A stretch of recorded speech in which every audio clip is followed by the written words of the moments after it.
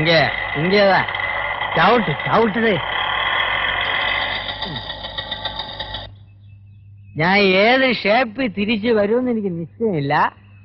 ഏത് ഷേപ്പിൽ തിരിച്ചു വന്നാലും എന്നെ വീട്ടിൽ കൊണ്ടുവന്ന് വിടണം, കേട്ടടേ? അമ്മാ സാർ,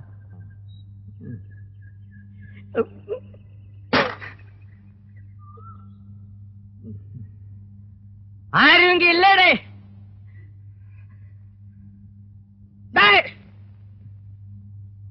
വയ്യ ഇരിക്ക സാർ, കൂപ്പിട്ടടേ.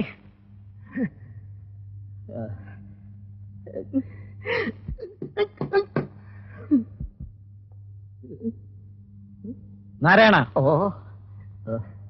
നമസ്കാരം സാർ. സാറിനെ കണ്ട് അവസാനമായിട്ടൊന്ന് അപേക്ഷിക്കണമെന്ന് വിചാരിക്കാൻ തുടങ്ങിയിട്ട് കാലം കുറെയായി. ഒരബദ്ധം പറ്റിപ്പോയി.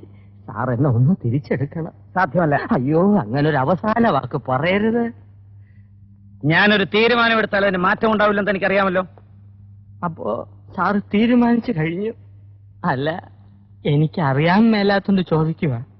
താൻ ആരുവാ? നാരായണ. പൂരായണ പോവേ. തനിക്കൊരു വിചാരമുണ്ട് താ ഏതോ കോപ്പിലെ വലിയ രാജാവാണെന്ന്. താ ഒരു പുല്ലുമല്ല. 1-2 ദിവസം ലണ്ടനിൽ പോയി ഏതോ ഒരു ഓന്തൻ റിച്ചാർഡ് സാഹിബിന് അരിവെച്ചു കൊടുത്ത് കിട്ടിയ കാശ് കൊണ്ട് ഒരു പഴയ കൊട്ടാരം വാങ്ങി അവിടെ ഒരു ആശുപത്രിയും തുടങ്ങി അവിടെ പ്രാന്തമാരെ പട്ടാളത്തിട്ട പഠിപ്പിക്കുന്ന ഒരു വിവരം കെട്ട പന്ന റാസ്കലല്ലേ താൻ.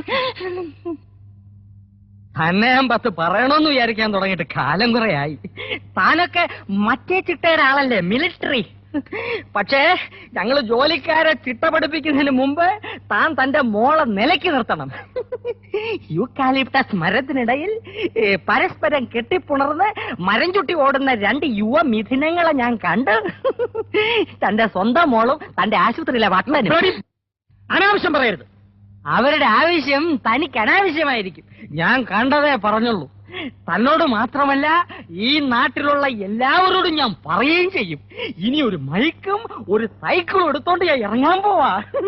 രവീന്ദ്ര, തന്നെയും തന്റെ മോളെയും ഈ നാട്ടിൽ ഈ നാരായണം നാട്ടിച്ചില്ലെങ്കിൽ തന്റെ പേര് തന്റെ പട്ടിക്ക് താനിട്ടോ. അറിയോ?